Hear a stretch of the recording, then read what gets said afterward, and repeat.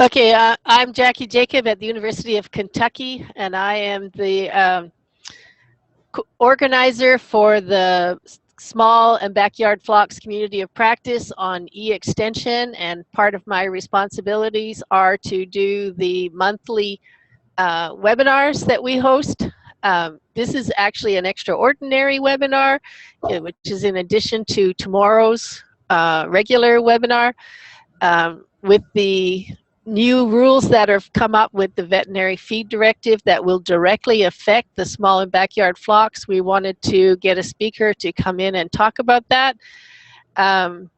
Michelle is a veterinarian at the associate professor at the University of Kentucky's Veterinary Diagnostic Laboratory and has done a lot of work with the Veterinary Feed Directive. And I just want to point out that she didn't write the feed directive, so don't shoot the messenger. She's just going to discuss how we have to deal with it. Okay, Michelle, it's all yours. I'm going to go on mute until I'm needed. Thank you, Jackie. Can you hear fine? Yeah, we can hear you fine. Great. Well, let's get started. Good morning. It's December the 12th. We're just about 2 weeks away from when the new Veterinary Feed Directive will take effect in the United States. So we need to be ready. We need to be ready, all animal producers, because this new law covers not just poultry, but also beef and pork and fish and honeybees, reptiles, any animal that is given antibiotics through the feed or water. So let's get started. Why did this come about? How did it come about? And basically it was a problem with resistant bacteria. And the way bacteria normally acquire resistance is through exposure to antibiotics. So the basic idea here is that human exposure through ingestion of these antimicrobial resistant bacteria from animal-derived foods, basically most people think about meat, again, pork, poultry, and beef. And that's the way that these bacteria enter into humans. So the FDA came up with this plan because they're concerned that overuse in animals may reduce effectiveness in humans. So they decided to make these changes to antibiotic use. And the goal here is to promote judicious use of antibiotics. That's prudent use, the correct use, protect public health, and help curb the development of antimicrobial resistance. So December, that's where we are now, is the target for the drug sponsors. That would be like Zoetis and Elanco, to implement the changes to use conditions to the use conditions of these products affected by this new law. So there's two components to it. They're going to remove all non-therapeutic indications, which we'll talk about in a little bit, but basically that is removing weight gain and feed efficiency claims. And then the rest of the therapeutic indications are going under veterinary supervision or oversight. So January 1, again, is our target date for all the medically important antimicrobials for use in or on feed to require VFD. And I've got a quick video to show you here that's very effective in telling you about this law and what it entails. So give me just a second to get this up and we can start it.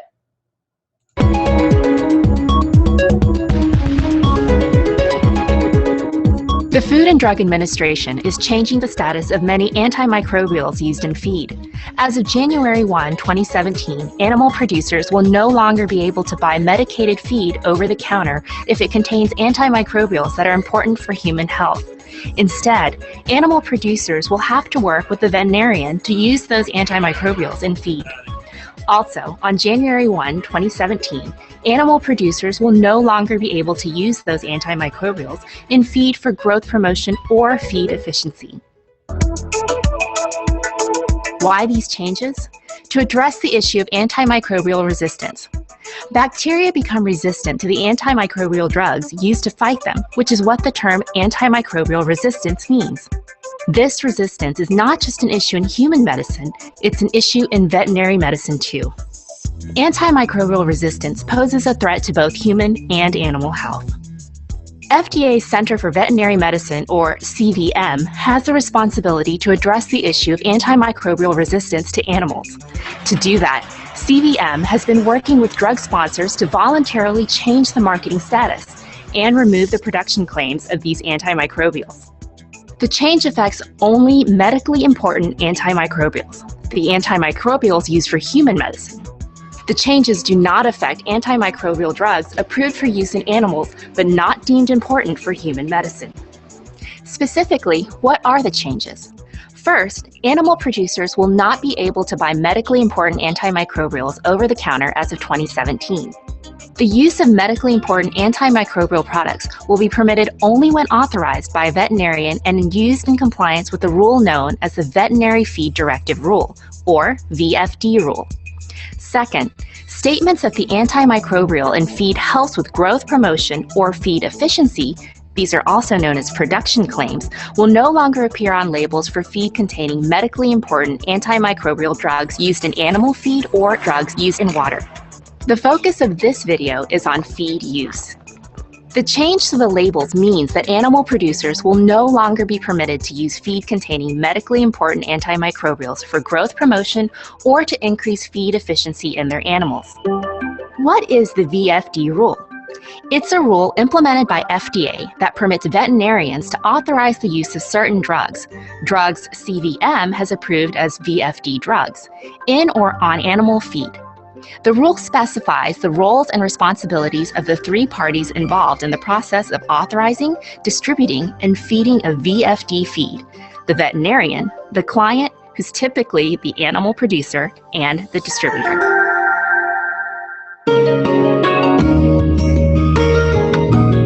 Why do veterinarians have to be involved? Because veterinarians have the medical training necessary to diagnose the disease and to identify the appropriate antimicrobial for the specific situation. The veterinarian's involvement is expected to help reduce misuse or overuse of antimicrobials, thus helping to ensure judicious use of antimicrobials. What is a VFD drug? A VFD drug is an animal drug that FDA has approved to be used in feed only under the veterinarian's supervision. So, a VFD drug is used to make a medicated feed that can be fed to animals only when authorized by a veterinarian. The veterinarian may make such authorization only under a valid veterinarian-client-patient relationship, or VCPR.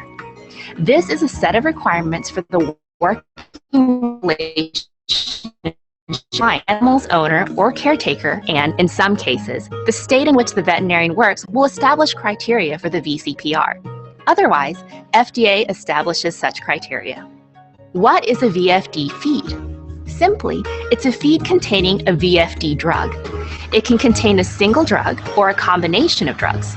A type A medicated article is the product with the most concentrated form of a drug.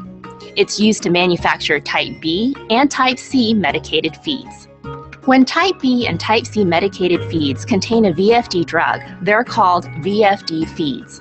Similar to type A medicated articles, type B medicated feeds contain concentrated levels of drugs and have to be diluted to an approved type C medicated feed drug level before being fed to animals. Only type C medicated feeds can be fed to animals. All VFD drugs and feeds, regardless of whether they are type A, B, or C, must be correctly labeled. Their labeling and advertising must include this statement. Caution: federal law restricts medicated feed containing this veterinary feed directive drug to use by or on the order of a licensed veterinarian. Here's how the VFD regulation works. To write a lawful VFD order, the veterinarian must have a valid VCPR with the animal producer and the animals that will receive the treatment. The VFD order, which authorizes the producer to feed a VFD drug feed to animals, must be written out. It's not lawful if it's simply told to the animal producer or feed manufacturer. The VFD order must contain several pieces of information. including information identifying the veterinarian, the client, and the animals to receive the VFD feed. It must also have a description of the VFD feed and information about the last day the feed can be used. A lawful VFD order must be completed and signed by the veterinarian. The veterinarian gives a copy to the client. The client can take a second copy of the order to the VFD feed distributor, or the veterinarian can send the copy directly to the distributor. A veterinarian can electronically sign an electronic version of the order if the veterinarian can meet the requirements for an electronic signature. A copy of the VFD can be hand-delivered, mailed, faxed, or sent electronically to the distributor. The distributor must have a copy of the VFD order before giving the VFD feed to the animal producer, and the animal producer can give the VFD feed to only those animals authorized by the VFD order. The veterinarian, the feed distributor, and the livestock producer all must keep a copy of the VFD order for at least 2 years from when it was issued.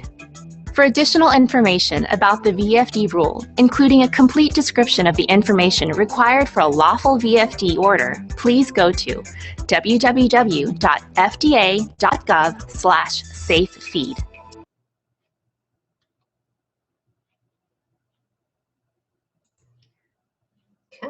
Okay, let's see. Move this down. Okay, so that kind of gave us a nice overview of what the Veterinary Feed Directive actually is, why it came about. So now let's get down into the weeds on what it actually means. So products affected versus unaffected by this guidance for industry. Again, it's medically important. I'm going to move this over. Medically important in human medicine. And actually for both human medicine and animals. Those are the antibiotics we're talking about here.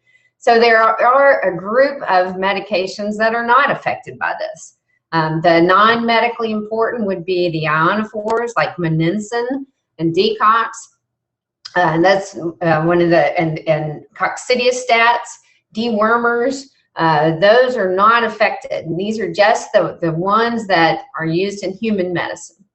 So production uses, we cannot use the medically important ones to enhance growth or improve feed efficiency. But the others we still can. That has not been removed. So we're going to talk about therapeutic uses on the next slide. Therapeutic uses that are still allowed, and this is the good thing about this law, is that they did allow these: disease treatment for administration of this antibiotic to an animal or group of animals that are actually showing disease. Control is when the animal or group of animals has some sickness or death, and that has exceeded the baseline of what we consider normal. And then disease prevention is feeding this antibiotic to an animal or group of animals that are at risk, but prior to onset of clinical disease. So we still have these therapeutic uses allowed. And again, the performance uses, the weight gain and feed efficiency, FDA said no go on that. You know, that is not a good reason to use antibiotics. So the form has a lot of requirements, and I'm going to go over these actually a little more detail later on.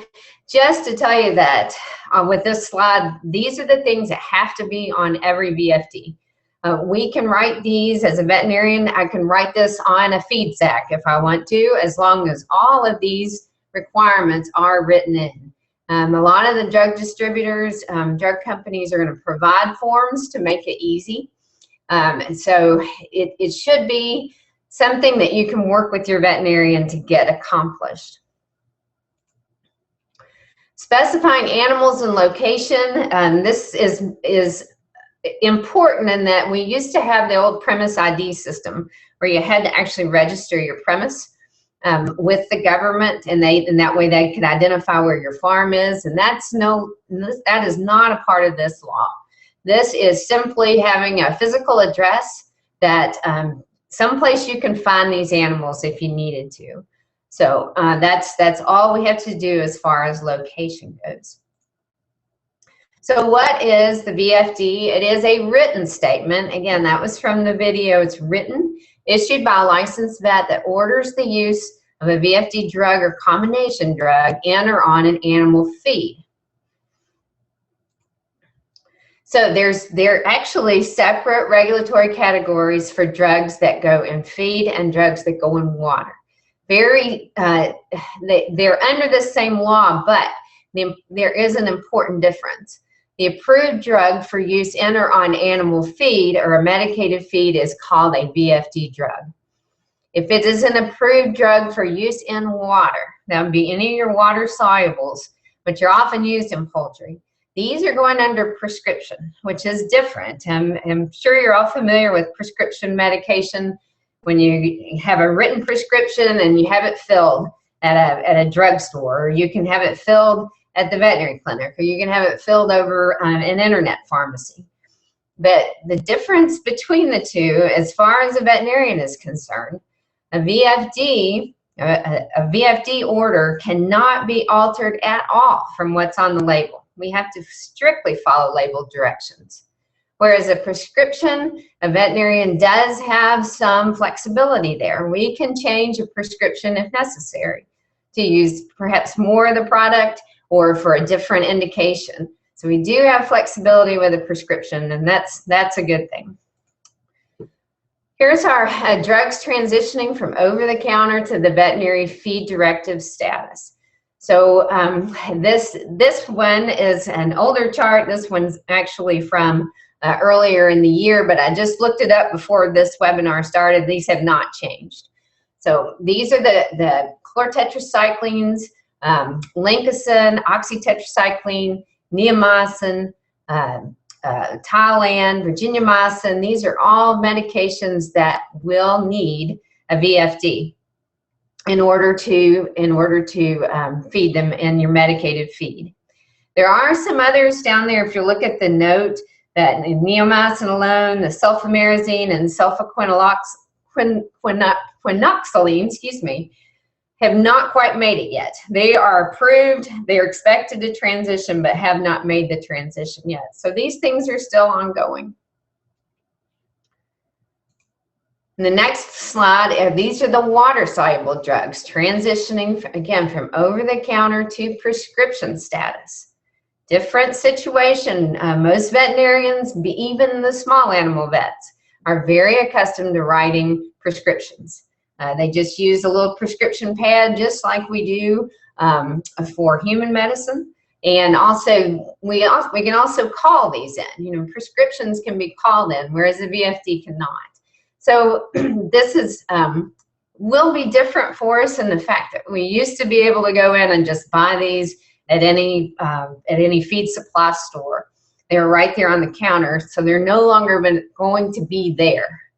And more than likely, the feed stores are not going to carry these because of the prescription situation. So this is if you use these medications, and I know a lot of people do, use the terramycin, use the neomycin, the Bisol liquid, Arimycin's very common. All of these medications, Spectam is another one that's often used. So if these are things that you use or have used in the past, you need to start thinking about what you're going to need to do to get these. And we'll talk about that as we go. Get my arrow to come up. Okay, so here's some of the medications that are approved for broilers. Everything you see in red is going under VFD. Penicillin was a feed additive that only had growth and feed efficiency claims, so that is going off. We won't have that available any longer. And this is a similar list for turkeys. If you see the double asterisks on the left under subtherapeutic, the chlortetracycline, the neomycin and oxytet, at that subtherapeutic dose, that dose will be removed. That will no longer be available. However, the medications are still available. You'll see those on the right side.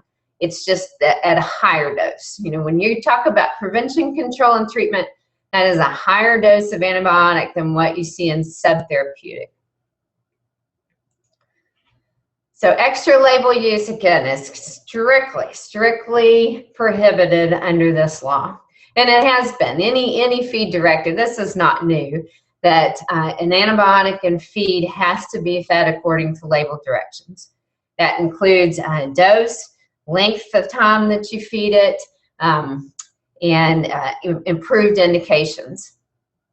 So this is important for you in that you need to, if you use medicated feeds, save your labels now.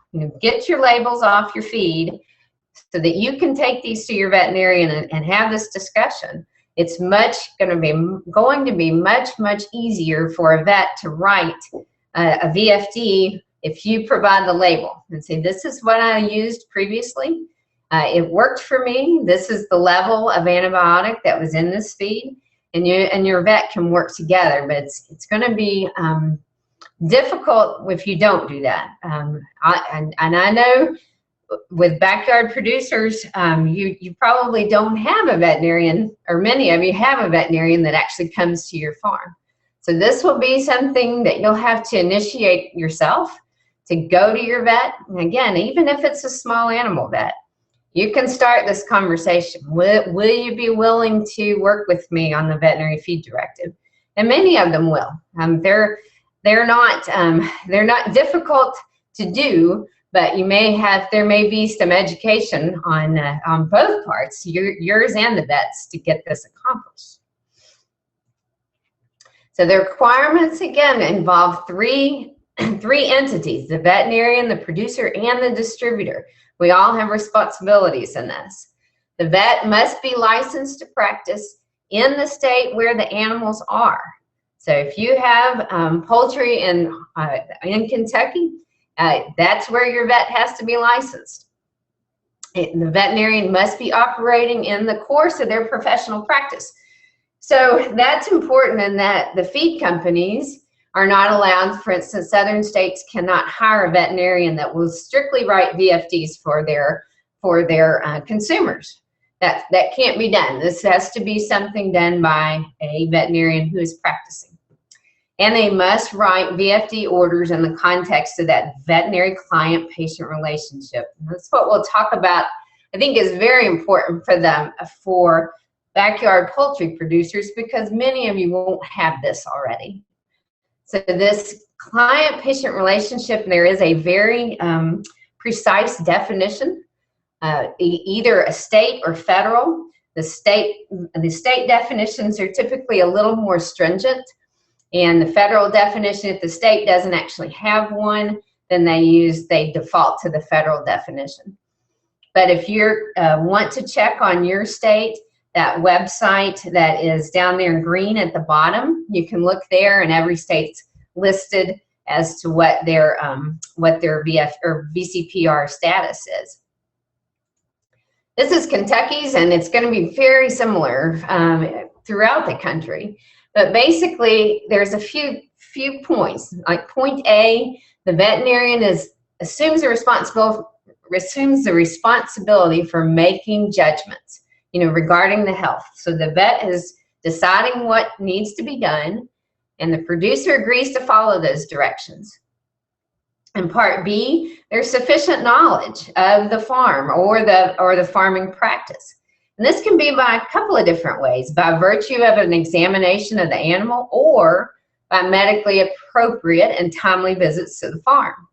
So by virtue of an examination of the animal, you can certainly take a chicken or any type of poultry, a duck, a turkey, into a veterinarian's office. That is definitely possible without having to have a veterinarian come to your farm. Call in advance, let them know that you're coming, and make sure it's okay. But that's definitely an option for you.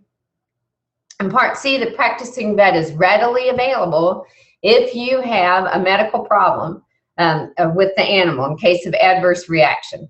And this is, part C is the reason that industry can't hire a veterinarian to do this, because an industry vet who would write VFDs all over the state is certainly not available for follow-up.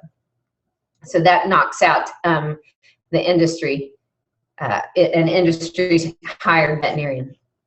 So let's continue with veterinary responsibilities. You must restrict or allow the use of the VFD drug in combination. We'll talk about combinations in a moment must provide the feed distributor with a copy of the VFD and the client with a copy of the VFD. So the vet writes the original or does this electronically, gets the copies out to the distributor and the client. This is very important. The veterinarian has to retain the original FDA for 2 years, and the producer and the distributor have to maintain the copies for 2 years. We have to provide these orders for inspection and copying by FDA upon request. The vet does, the distributor does, the producer does. So any of those 3 entities for 2 years could be called on to produce this VFD. Again, when you send it, it can be a hard copy, it can be fax, it can be electronic, but we cannot do these over the phone. Lost my arrow again. Here it is. The form requirements are the vet's name, address, phone number, fax number, client's name, address, phone number, species and production class of being treated, the approximate number of animals to be fed. So that's an approximation. You don't have to give an exact. By the expiration date, the animal's location, the date the VFD order is issued and the expiration date, the name of the animal drug. The expiration date was the longest. The longest a veterinarian can write it for is 6 months. However, some of the drugs are shorter than that. So 6 months if we don't have any other indication on the label, but some drugs are for much shorter period of time. So the drugs approved or index listed indications, the level of drug in the feed, and duration of use. So duration is the length of time this feed is allowed to be fed to the animals, as written on the label. There are some medications that are written for just 21 days. They're supposed to be fed for 21 days and then stop. So that would be your duration. The withdrawal time, if there is one, and any special instructions and caution statements. Number of refills. At this point, we do not have refills on VFD antibiotics at all. There may be some refills on the prescription, the water solubles, but that depends on the drug. The caution statement must be on there that the use of this feed in a manner other than as directed on the label is not permitted. And we'll do the combination affirmation, which we'll talk about in a minute, veterinarian's electronic or written signature. So what's a combination drug? That is, FDA has an approved label for combination of different drugs in feed. So the example at the bottom for Monensin or Rumensin, you may be more familiar with it, is not a medically important antibiotic, not covered under VFD. Virginiamycin is a VFD drug. So if you use both of those in one feed, then you have to have it written on the VFD that Monensin is in there. So then we have these intent statements, which doesn't really involve producers other than the veterinarian has to color in one of these circles that says, you know, you're allowed to feed a combination drug. Some VFD drug sponsors are going to provide us forms. Again, veterinarians can make their own. We can, as long as all of that information is on there. Here's a sample VFD. This is one of the few that I have seen so far. And this one is for Aromycin or CTC. So at the top, you see where you've got the veterinary information, client information. Then you have in the center of it the indications. So if you look at this, it has indications, drug level in the medicated feed, and duration of use. So there are several different indications there, different classes of cattle, different amounts, whether it's 70 milligrams per head per day or 350 milligrams per head per day. But your vet has to convert this, and they have to convert it to grams per ton. And that's why I say save those labels, because it's already on the label about grams per ton, and it's not really an easy calculation to do. So save the labels, take it in when you talk to your veterinarian. And then at the bottom, other required elements, approximate number. This will be approximate number of poultry to be treated, the premise or location, any special instructions. Then we have our combination intent, and then the warning statement at the bottom. Again, you've got the date of issuance, date of expiration, and then the veterinarian's signature. So some questions I've had over time is, do I need a separate VFD for each flock?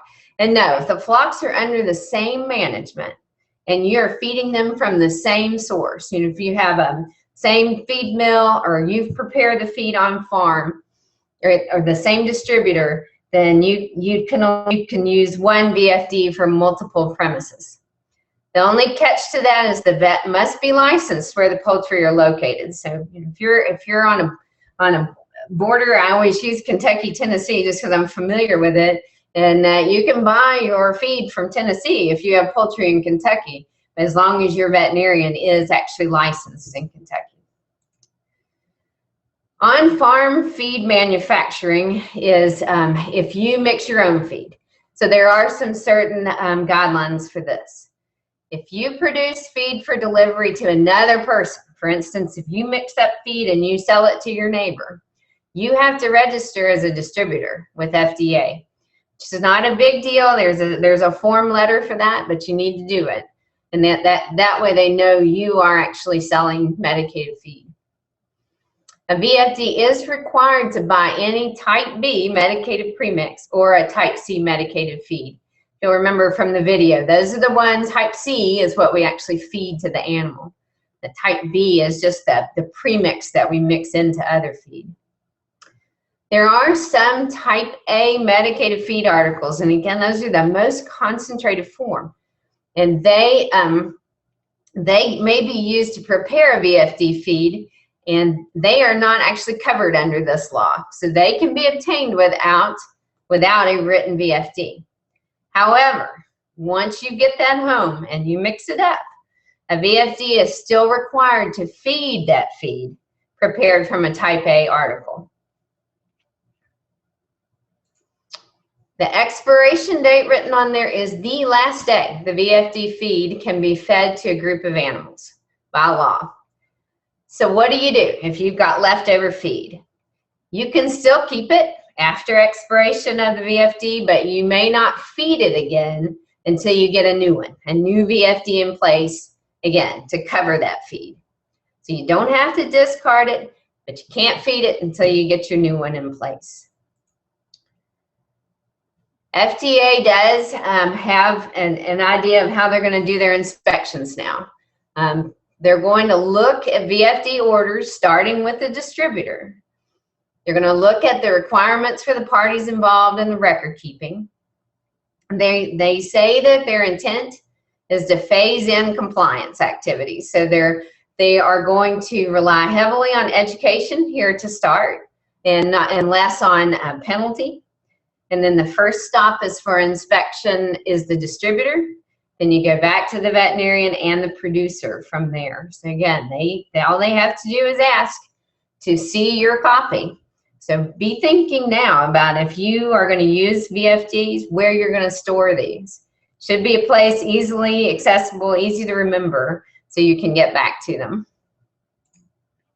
What's the inspector going to look for? This is what the items they're going to look for on the form.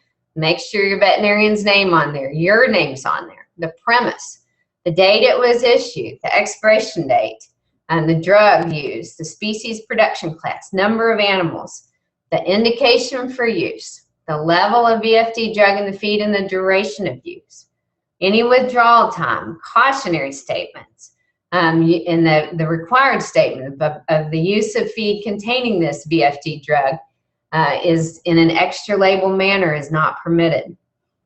The affirmation of intent for combination and the veterinarian's electronic or written signature. So those are the things that the inspector is going to make sure are on that form. So we do have several links that have more information available, and always FDA's website is changing all the time, www.fda.gov, and you just go to the animal tab, and there's lots of information still coming out on the VFD, even as we get this close. So again, the take-home message is, I think, 4 of the backyard producers, start the conversation with your veterinarian if you don't have one.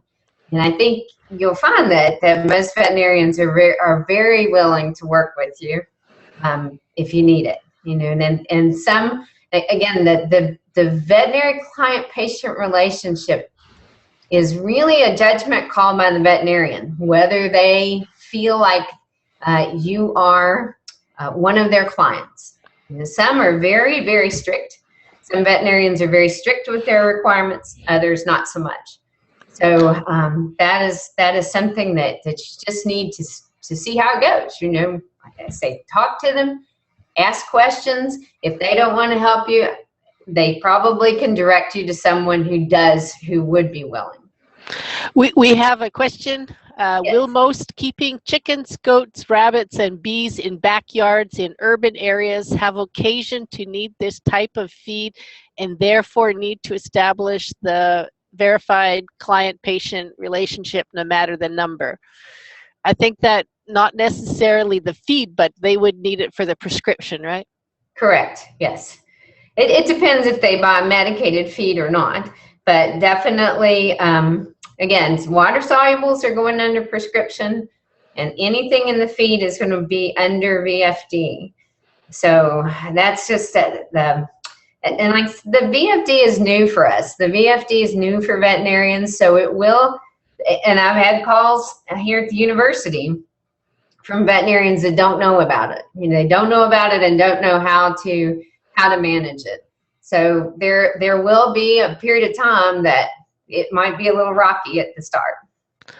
Yeah, the main thing that they need to think about is if they have, you know, they used to go to the feed store to buy some tetracycline or whatever sulfa drug to give to their backyard flocks. That will not be possible because of the VFD regulations, and therefore they must have a veterinarian client relationship. But one of the questions that I've gotten from people is, can they stock up? So yes, can they purchase a whole pile of stuff now over the counter and then give it to their birds later? I would think that would be illegal. Is that true? That is correct. I mean, they can still buy them. They can still stockpile the medication before the end of the year. However, the law states that beginning January 1, even if they have them in their possession on their farm, they'll still need the VFD or a prescription in order to use those products. Right. So even if you stockpile, it's not going to be the answer. And secondly, a lot of those you don't want to have out of date. You know, they don't have an endless expiration date. So you need to consider that before you buy lots and lots in advance. We got a question on prescription for pesticides, specifically for beekeepers for mite control. Pesticides don't fall under this, do they? No, they do not. Pesticides do not. That would be under a different regulation. Right. So if anybody's got any questions, just type them in and we'll try and get them answered. We still have some time here.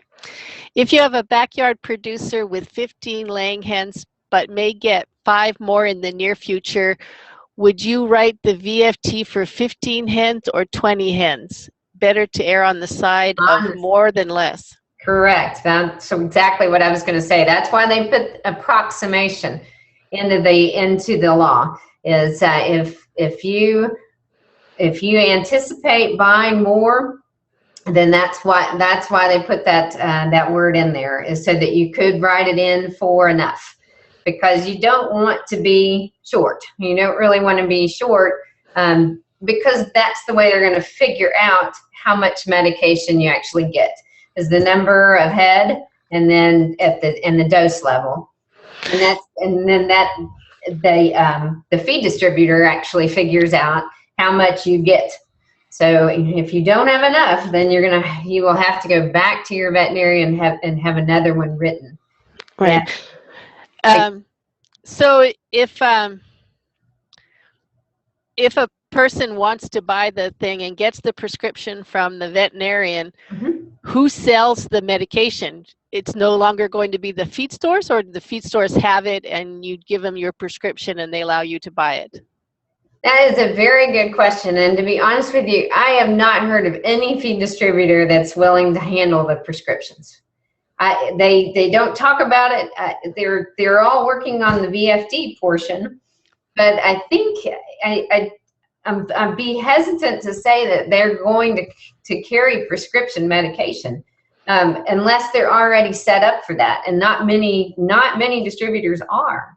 So that leaves you to, of course, internet pharmacies are always going to have it, and then your veterinarian could probably keep it in stock if you were, or maybe the better thing to do is anticipate. If you don't wait till the last minute if you need it, ask your veterinarian, would you order some of this for me? Would you order some and let me keep it on hand? That is fine. You can keep it if for use. And, if you think you're going to use a product within a 6-month time frame, you could order it and have it on hand. So, and that was the reason they wrote that with that 6-month expiration, is because of people who don't have a veterinarian, who don't have one very accessible, that they could have some medication on hand. They just need the VFD, the prescription, in order to use it. Correct. Right. Okay. So do we have any more questions? Now's your chance. While people are thinking of questions, I just want to mention that there is another webinar tomorrow on setting culling standards for small and backyard flocks. So if you can't get your prescription, when should you decide to terminate the poor bird, and how to do it? I think that will be an important webinar follow-up to this one. And then in January, we're going to be doing avian genetics for those that like to do some breeding, be an introduction to poultry breeding. Second one in January will be thinking inside the box for meat processors, not so much backyard flocks. And I didn't organize that one. February 7th is predator control for small and backyard flocks. So we have some Easter ones that we're going to come up with in March and April for coloring eggs.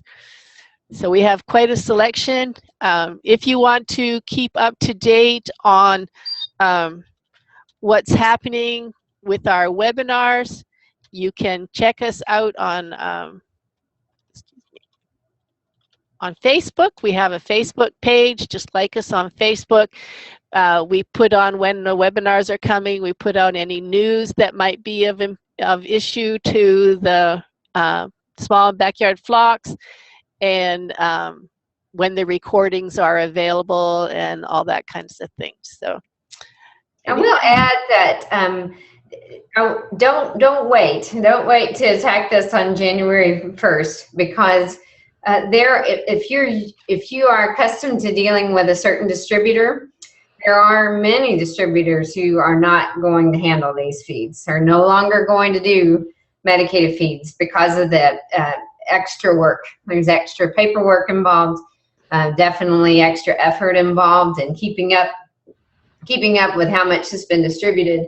So you may go to your normal distributor and find out that that's not going to be where you can get your feed. So start asking questions now, your distributor as well as veterinarians, and have your ducks in a row, so to speak, and know where you're going to get your medication. So this is the question: if you have a relationship with a vet but they don't handle poultry, can they send to another vet? We are in Colorado and have little availability to poultry vets. I don't think state veterinarians are likely to write a prescription. No, and don't feel lonely, because they're very poultry vets, or veterinarians that are well versed in poultry. Mostly because the large commercial production of poultry normally hire their own veterinarians. They're trained for avian medicine, and they stay within the corporate structure. So your normal veterinarians, especially the farm animal veterinarians, just don't see many poultry problems. Yeah. So in answer to your question, I would again start with whatever veterinarian you work with. If you have dogs and cats or small animals, start there and say, will you work with me? I mean, lots of times with poultry, they will. As long as they can, especially with small animal veterinarians, if they can stay in the office, that's the most important thing. They really don't have time in their day to go out to the farm.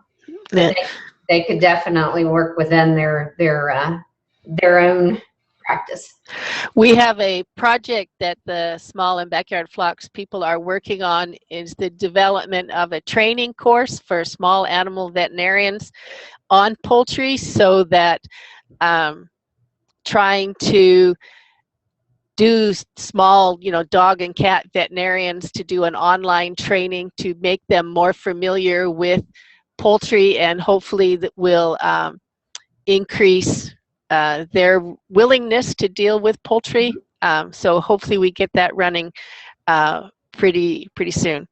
And I hope you do for all veterinarians, not just small animal, because they all do. We all need it. I think veterinary schools don't do much poultry medicine. Yeah, they don't. Question, isn't this going to threaten keeping backyard chickens, goats in urban areas?